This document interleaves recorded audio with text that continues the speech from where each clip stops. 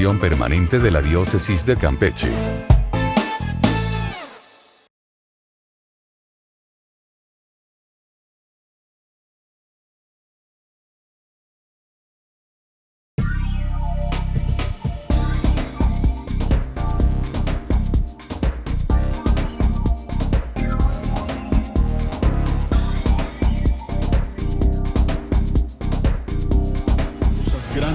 Y maravillosas.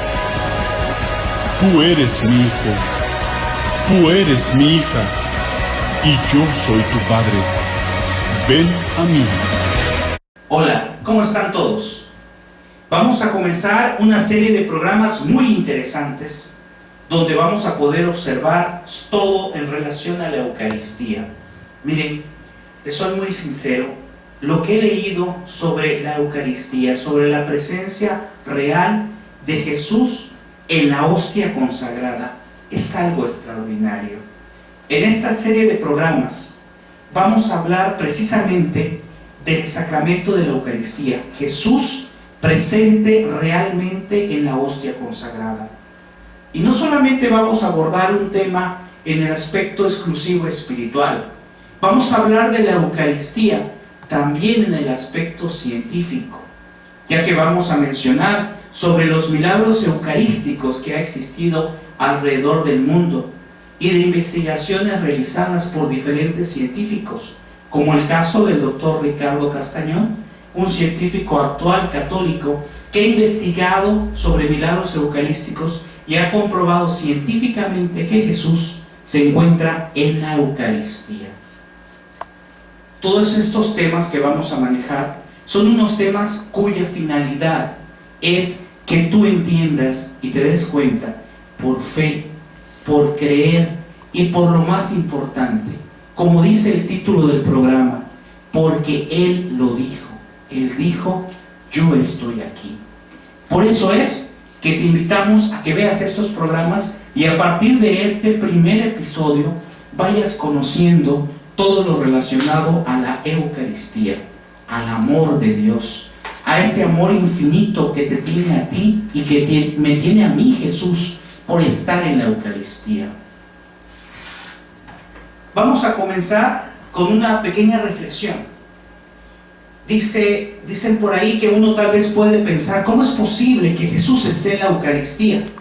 Y yo te digo una cosa importante, ciertamente no comprendemos cómo es posible, mas sin embargo, eso no quiere decir que yo tenga que dudar. Te hago una pregunta, ¿acaso comprendemos cómo fue posible que Cristo, deteniéndose ante la tumba de Lázaro, que hacía 4 días que estaba sepultado, pronunciase unas breves palabras? Te recuerdo que Jesús ante la tumba de su amigo Lázaro dijo, Lázaro, sal fuera. ¿Y qué fue lo que ocurrió? Aquel ser, aquel amigo de Jesús que estaba muerto, resucitó. Y yo te digo, ese Jesús que resucitó a su amigo Lázaro es el mismo que después dijo, este es mi cuerpo. Es el mismo Cristo que le dijo a los apóstoles y en este tiempo a los sacerdotes, hacer esto en memoria mía. ¿Cómo es posible entonces que podamos dudar de Jesús? De un Jesús que resucitó a Lázaro. Tal vez algún hermano de otra denominación pueda decir, Jesús no está en la Eucaristía, es un cuento, es algo inventado por los católicos. Y eso no puede ser. ¿Por qué? Porque si corroboramos las Sagradas Escrituras, hermano, y tú sabes que Jesucristo resucitó a Lázaro, entonces debes de saber y tener la fe de que si pudo resucitar a su amigo, mucho más puede quedarse en la hostia consagrada. Esto lo hago como una reflexión muy interesante para aquellos que dudan que Jesús está en la Eucaristía. Jesús es Dios y por consiguiente Él puede hacer absolutamente todas las cosas. Ciertamente quisiéramos tal vez que se hicieran muchos milagros eucarísticos, que tal vez en todas las iglesias del mundo y en todos los momentos del mundo se presentaran cosas extraordinarias, cosas visibles para la Eucaristía. Pero yo te digo, hermano, Él lo ha permitido para los que no tienen fe, pero también nos pide a nosotros creer sin tener que ver. No ser como Santo Tomás, que Santo Tomás decía: hasta no ver sus llagas, no creeré. A ti te digo, hermano, ¿crees sin haber visto? ¿Crees porque Jesús ha dicho que está realmente en la Eucaristía?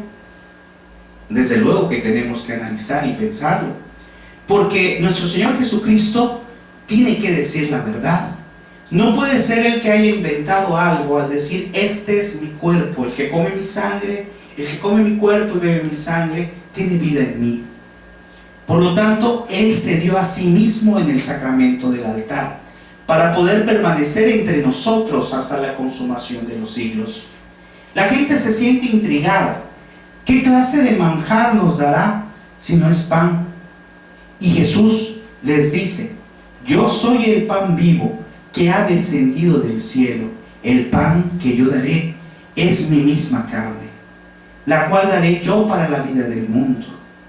Para la vida del mundo, es decir, bajo una especie de pan, en forma de pan, porque nosotros, nuestra vista nos puede engañar, nuestra vista nos engaña, nos hace ver un pedacito de pan, pero ese pedacito de pan internamente se encuentra Jesús Eucaristía. Yo te digo, hermano, si en alguna ocasión mencionaba en una plática, a ver, si tú agarraras tu mano y te la frotaras muy fuerte, es más, lo puedes hacer hoy en estos momentos que estás viendo este video, frótate muy fuerte, le decía: ¿qué ves? Y algunos me decían: no, pues veo que está un poco sucio. Ah, bueno, eso ya es otra cosa, a lo mejor no te has lavado bien las manos desde hace mucho tiempo. Pero yo les decía: dime tú, ¿qué ves en tu mano? ¿Acaso ves en tu mano las células que tienes? ¿Acaso ves en tu mano que tienes adentro de ella venas, que tienes adentro todo un sistema nervioso, un sistema sanguíneo, un sistema muscular, un sistema que está compuesto de huesos que te permiten mover? Y me decían las personas: no, yo no lo veo, pero lo sé porque me lo ha dicho un científico, porque me lo ha dicho la ciencia. Y yo te digo, ¿a quién le crees más? No estoy diciendo que las investigaciones y la ciencia no sea algo correcto, desde luego que sí. Dios lo permite, Dios permite que el hombre cada día se esté superando más, haciendo más cosas. Pero regresamos al punto. Yo le decía: ¿a quién le crees más? ¿A un científico que te dijo que aquí hay muchas cosas dentro de tu mano? ¿O a Jesucristo, Dios, que dijo: este es mi cuerpo y esta es mi sangre? ¿A quién le crees más, hermano? Aquí no se trata de confrontar a la ciencia, se trata de unir a la ciencia con el Espíritu de Dios. Se trata de hacer que la ciencia, y entender que la ciencia son instrumentos, son cosas que Dios permite que el hombre investigue para saber más. Pues bien, regresando a lo que mencionamos acerca de Jesús en la Eucaristía, Él se encuentra en la hostia consagrada. Y además, algo muy interesante, en Juan 6:56 nos dice: porque mi carne verdaderamente es comida y mi sangre verdaderamente es bebida. No estaba hablando en parábolas, hermano. Tú puedes pensar: no, lo que pasa es que Jesucristo hablaba muchas veces en parábola, y es cierto.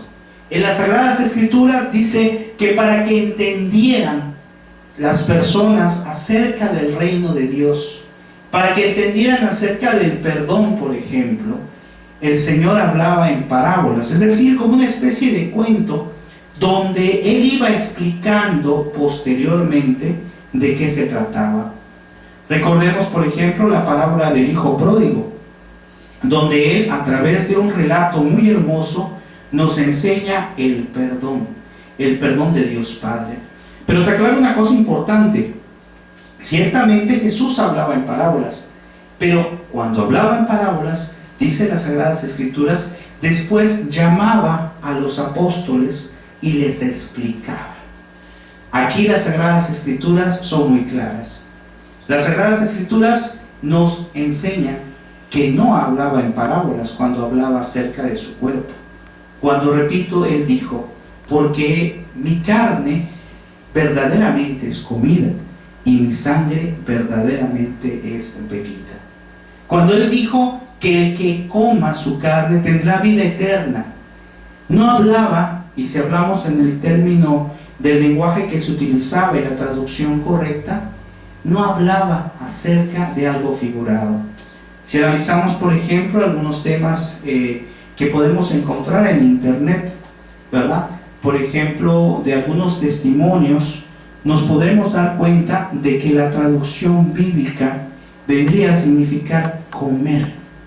Viene a significar el hecho de comer propiamente el cuerpo de Cristo, ¿sí?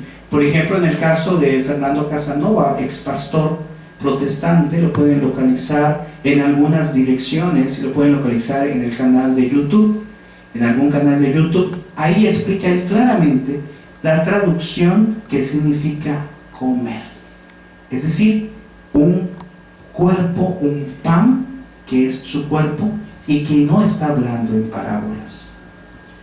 De esa manera podemos analizar algo muy interesante. No solamente debemos de anhelar unirnos con Dios, sino también comerle, es decir, también recibir su cuerpo, de tal manera que lo veamos como un manjar, como algo extraordinario de poder recibir. Mencionamos también al principio que hablaremos durante esta serie de programas no solamente de cuestiones espirituales o cuestiones dogmáticas, sino también de una realidad importante, de milagros eucarísticos. Más adelante abarcaremos diferentes temas relacionados con los milagros eucarísticos y, como dijimos, con las investigaciones actuales. Pero para empezar, creo que vamos a dejar una tarea importante. Te vamos a dejar de tarea que investigues para que para la próxima podamos ahondar más en el tema sobre los milagros eucarísticos, sobre Jesús en la Eucaristía realmente presente y visible a través de esos milagros que han estado desde siglos, desde hace muchos siglos. Muy bien, regresando con lo que estamos comentando en este momento, dice por ahí un escritor: qué cosa más triste para quienes se aman de veras, despedirse y separarse. Cualquier cosa estarían dispuestos a hacer. Si alguno de nosotros pues ha tenido a lo mejor algún familiar, alguna persona o amigo que se tiene que separar de él, pues es algo muy triste. No podía ser así con Jesús. Jesús tenía que dejar, tenía que quedarse a través de la hostia consagrada. Por eso Él dijo en Mateo 28:20, he ahí que yo estaré con vosotros o con ustedes hasta el fin de los tiempos, hasta la consumación de los siglos. ¿A qué se refería Jesús con esa parábola? No solamente estaba hablando en un sentido figurado, como a veces nosotros podemos pensar que Jesús, que Dios está en el cielo solamente.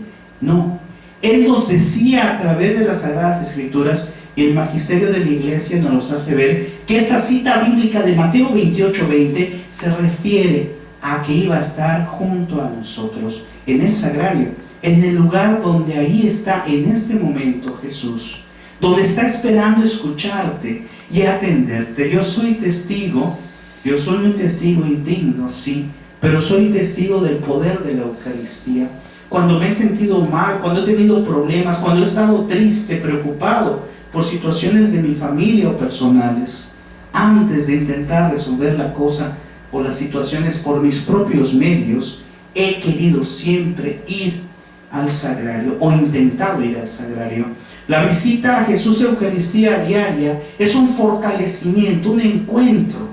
Y mi testimonio es que después de ir con Jesús Eucaristía, dejarle ahí todos mis problemas y mis situaciones, he salido muy bien de ahí, prácticamente siempre.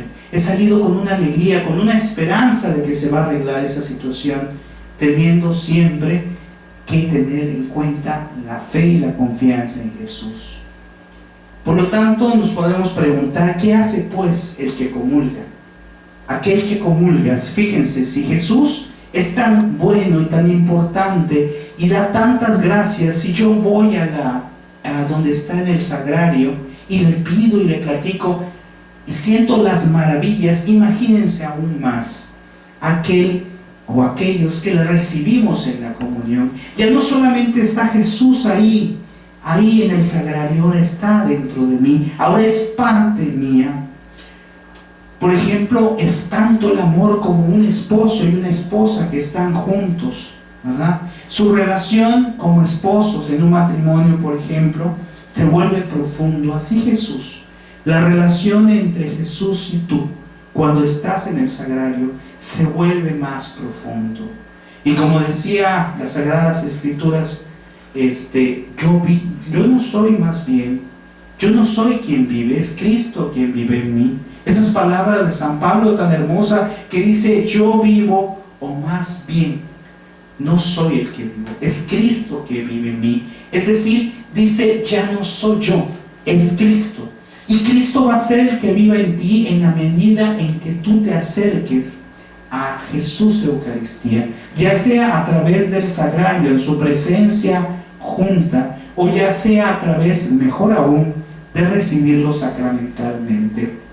Hay una historia muy hermosa de una persona que se sentaba enfrente del sagrario y solamente se sentaba y se quedaba viendo el sagrario.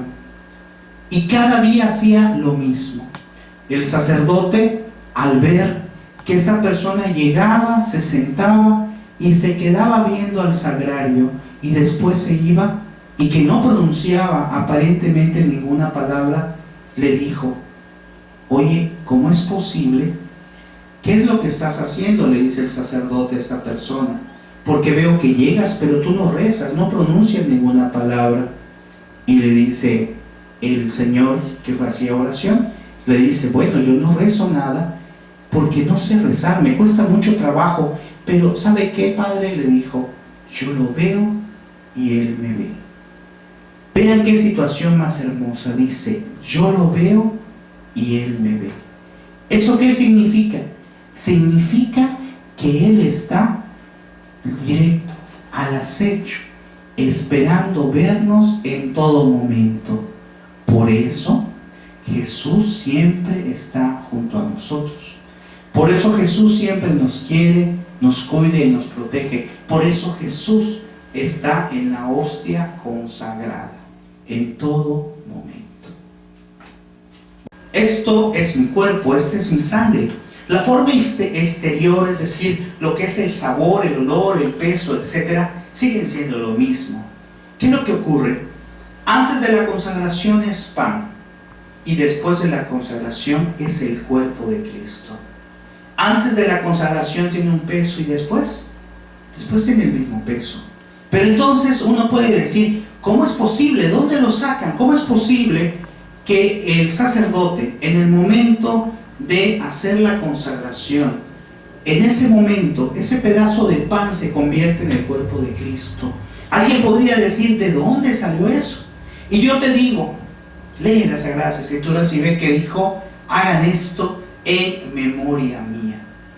Es decir, dijo, háganlo, realícenlo. No dijo, hagan la representación, o no dijo, recuérdenlo, o no dijo, piensen como que fuera. Tal vez en algún lugar por ahí tengo oído que dicen, es que fue una representación, fue algo que él pensó. No, dijo, hagan esto en memoria mía. ¿Y qué es lo que iban a hacer en memoria, en recuerdo de él? Convertir el cuerpo, convertir en el cuerpo de Jesús ese pedacito de pan. Por eso dijo, hagan esto en memoria mía. Y reunidos en el día del Señor, celebramos la Eucaristía.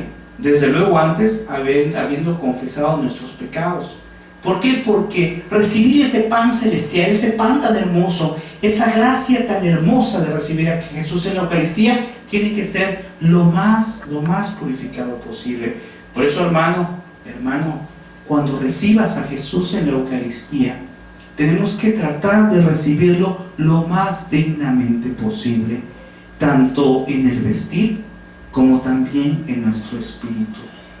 No podemos pasar a comulgar, a lo mejor en bermudas, es decir, en pantalones cortos, o no podemos pasarlo a comulgar con alguna cosa o con alguna ropa no decorosa, ¿verdad? Cada uno sabrá a qué nos referimos. ¿Por qué? Porque si en el aspecto externo no lo puedo expresar, no porque el otro lo vea, sino porque debo de tratar de estar lo más adecuadamente posible. Ojo, no me estoy refiriendo a lujos, no me estoy refiriendo a ir completamente vestido de gala, aunque sería algo muy hermoso, pero no es necesario. Simplemente ir vestidos en forma decorosa a recibir a Jesús, y más aún aquellas cosas que no se ven, es decir, el espíritu. ¿Cómo está nuestro espíritu? Nuestro espíritu tiene que estar lo más limpio posible y pedirle perdón al momento, antes de recibirlo, durante la cola de la comunión. Intentar no estar volteando a ver quién viene, no platicar con alguien, intentar ese momento, ese caminar, mientras vas a recibir a Jesús Eucaristía, intentar decirle: Señor, te voy a recibir, soy indigno de recibirte, perdóname por mis faltas, por las cosas que he cometido. Ustedes saben que si es un pecado mortal, es decir, una ofensa grave contra Dios, no podemos recibirle. Recordemos que el magisterio nos enseña que para que sea un pecado mortal, es decir, para no poder recibir a Jesús, tenemos que tener 3 cosas importantes. Materia grave, es decir, haber ofendido a Dios en algo grave, ya sea con los mandamientos de Dios o de la Santa Madre Iglesia. Pero también tiene que tener materia grave, plena advertencia, es decir, saber que eso que yo estoy haciendo está mal, y pleno consentimiento, es decir, aún sabiendo que está mal, consentir que está mal. Muy bien, hermano, si estamos en este momento de gracia y podemos recibirle, no hay que desaprovechar esta oportunidad.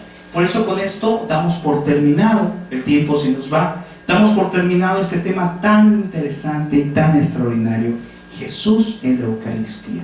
Y lo veremos, repito, para terminar, en el aspecto espiritual, en el aspecto científico, en el aspecto emotivo también, porque es de emoción. Pero no solo lo dejemos en la emoción, sino lo dejamos en lo más importante. Jesús te lo dijo, Él lo dijo: yo estoy en la hostia consagrada. Nos vemos en el siguiente programa. Que el Señor te bendiga.